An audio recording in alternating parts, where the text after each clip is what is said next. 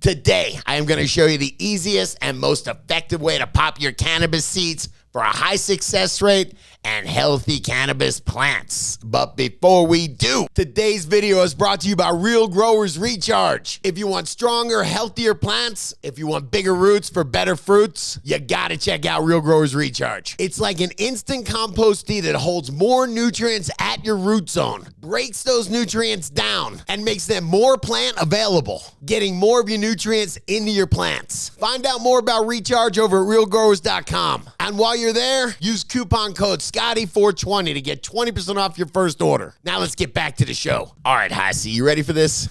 Yeah, man. So you got me into growing through clones. Yes. I've never popped seeds, but yes, I see a lot of people that love seeds. What's the appeal there? Seeds are unique. You never know what you're going to get from a seed. Okay. So it's if you've got something that's where I'm trying to think of like a real unicorn that came out of. That's what they call them, is unicorns, where I'll give an example. Like an F1 is a generation of seeds. It's the first generation of two different parents. Okay. When you get that, you're going to get some that look like the mom, you're going to get some that look like the dad, and some that have unique traits of both, which are really cool. Maybe the mom was purple and the dad was a 45-day finisher, you know? So that's what people say when they're like, oh, this is strain X crossed with strain Y. Yes. Yeah, and also if you ever hear of a unicorn, that's like the amazing thing that they got between them. And there's different, with the seeds, there's F1s, which, like I said, some are going to look like the mom, some are going to look like the dad, some are going to be unicorns. F2s are, you get a lot of unicorns in there, and then F3s through whatever it is, F6, and the last thing is called an IBL. The higher the number, the more stable the seeds get, just so you know. So by the more stable, you mean more predictable of what you're going to get. Yep. Okay. Yes. All right. And then you told me about something called plant vigor, and I was thinking about like blue bloods from England that marry their cousins. That's weird, man. But it was the first thing that I thought of. Explain plant vigor. That might be the opposite when you have two plants that are completely separate. You have something from Alaska and something from Nepal, and you cross those together. Because the genetics are so different, you get something called hybrid vigor. And so it's just a super vigorous plant. And also, as long as we're talking about plant vigor, seeds, when you make a new seed, it shouldn't have any of those diseases that you can get with old plants. There's hop latent viroid, tobacco mosaic virus. These things are viruses that infect your plant. They don't kill them, but they slow them down. Growers out there probably had plants that were passed down to them over, and they're just, it's just not the same. It's just lost its vigor. A lot of it, sometimes that is disease, but a lot of times what they'll do to a plant like that is cross it back with something else and get that vigor back. Okay, so I get a clone. It might be a clone of a clone of a clone, and it's picked up things along the way. Yes. I get seeds. They're fresh. They have none of that extra baggage coming with them. Yes. Okay. Yes. Okay, so I'm sold on seeds. Let's go through your popping method for popping seeds and walk me through all the stuff that we're going to need, first of all. Sure, and I can't call this my popping method. This is the most popular method there is. It's called the paper towel method. I'm glad to show it to you. Use a paper towel. Right. This is a paper. This is just, I think it's 3 mini paper towels folded, and you just want enough to absorb. We're going to pour some recharge water in there, so just enough to absorb some water. All right. I guess if we're going with fundamentals, we need some seeds, right? All right. Yeah, I got a little vial with 4 seeds here. You're going to need something to mix your water in right there, so I have a jug. You are going to need some solo cups. So the cup and cup. Explain this to me. We're going to do the cup and cup method. I poke holes in the bottom of each of these. The idea is you're going to fill this cup up with dirt. Stick of recharge. We're going to use a pinch of this is all we're going to need, but this has a good purpose. I'll explain this in a little bit. We're going to need a gallon Ziploc bag. I like to use a plate. I try to find the worst one so my wife doesn't yell at me. Hopefully she'll never miss that one. And solo cups. This is very good. I think this is really neat. Somebody taught me this 25 years ago, but you fill this with your soil right there. This way you're able to see the root development as it happens, and then roots don't like light. So You just shield the light with that outside one and poke some holes in the bottom of both of them. And this is where I'm going to start my seed in, or as soon as it pops the paper towel, I'm going to put it in here. I'll show you. All right, step one. So I got my paper towel here. Just got a couple of them folded. I've got my seeds here, just a few of them. I think I got 4 seeds in here.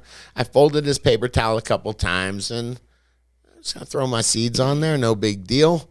Spread them out the tiniest bit. But this is really easy to do right here. I'm just going to fold it down. I'm going to throw it on my paper plate so I don't make a mess. All right, next step, we're going to mix up some recharge water. And since nobody's watching, I'm not going to measure, but literally just the tiniest amount in here. The idea with why we're putting in recharge water isn't to fertilize it, it's to protect the plant. This has all sorts of beneficial bacteria, mycorrhizae, fungi. So as soon as that root tip penetrates the and splits the seed hull, it's going to be inoculated with these beneficial bacteria, billions and billions of them. So the few pathogens that are on this unsterile paper towel won't be able to take hold. They're just outcompeted by the good guys. That's the reason why we're putting recharge in right when the seeds pop. All right, so I'm going to show you the way I do it. I just pour a little bit of recharge. I've got my plate right here and my paper towel, and I'm just trying to wet it, not trying to make too much of a mess, but just trying to keep that paper towel moist. It looks good, so now I'm going to take it and I am going to put it in the Ziploc bag. I've never done this so neat while people are watching, but there we go. Into the Ziploc. I told you this was easy, didn't I? That's it, man. And the reason I throw it in the Ziploc bag is to make sure that it doesn't dry out. I'm in Colorado where it's really dry here, and that would be the worst thing that could happen. That would be death for these seeds if they popped their little taproot and then that taproot dried out. So this gives us, I would check back tomorrow. I'll bet you some of these will pop tomorrow, and if not, the day after. So we just want to keep this evenly moist, and let's have it in a Ziploc. It makes it easy. And the last thing is you want to make sure you store this in a somewhat warm place. I like a dark place, but has to be a little bit warm. For $10, you can go get your seed heating mat, or you can get yourself a seed heating mat. They work great, and the idea is they keep it in the 80s, maybe low 90s. You put this on there, and it just gives it the right heat for them to pop.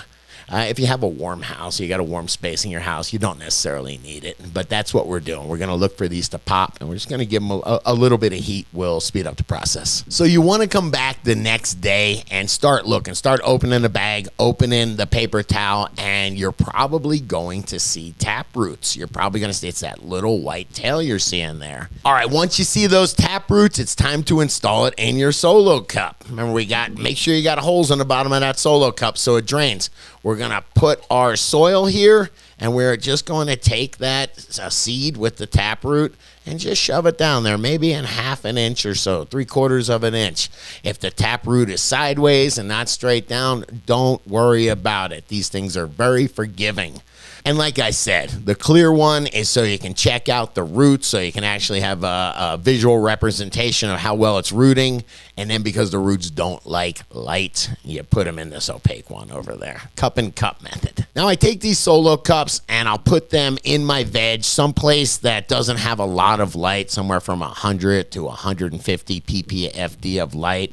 I'll grow them there for a couple weeks until I'll be checking the roots until they're rooted out and ready to go into the veg, until they're final containers. But that's a whole nother video. But that is just me. That's how I pop seeds. What about you? What's your best tip for popping seeds? Leave it in the comments. And if you like this video, please hit that like button. Hit that subscribe button. Share this video with another grower you know. And check out the other couple videos YouTube's recommending.